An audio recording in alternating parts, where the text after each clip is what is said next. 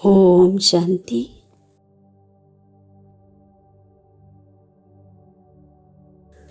അതിഥി ആണെന്ന ചിന്തയിലൂടെ പ്രവൃത്തിയെ ശ്രേഷ്ഠവും സ്ഥിതിയെ ഉയർന്നതുമാക്കുന്ന സദാ ഉപരാമസ്ഥിതിയിലിരിക്കുന്നവരായി ഭവിക്കട്ടെ. ആരാണോ സ്വയം അതിഥിയാണെന്ന് മനസ്സിലാക്കി നടക്കുന്നത്, അവർ തൻ്റെ ദേഹമാകുന്ന വീടിനോട് പോലും നിർമോഹിയാകുന്നു. അതിഥിക്ക് സ്വന്തമായി ഒന്നുമുണ്ടാകില്ല. കാര്യത്തിനു വേണ്ടി എല്ലാ വസ്തുക്കളും ഉപയോഗിക്കും, എന്നാലും എൻ്റേതാണെന്ന ഭാവം ഉണ്ടാകില്ല.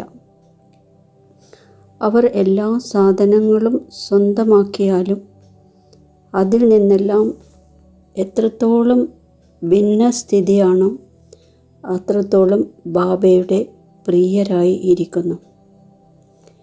അവർക്ക് ദേഹവും ദേഹത്തിൻ്റെ ബന്ധങ്ങളിൽ നിന്നും വൈഭവങ്ങളിൽ നിന്നും എളുപ്പമായി ഭിന്നരാകാൻ സാധിക്കുന്നു. എത്രത്തോളം അതിഥി എന്ന സ്ഥിതിയുടെ ചിന്തയിലിരിക്കുന്നു, അത്രയും തന്നെ പ്രവൃത്തി ശ്രേഷ്ഠമായിരിക്കും, കൂടാതെ സ്ഥിതിയും ഉയർന്നതായിരിക്കും. ഓം ശാന്തി.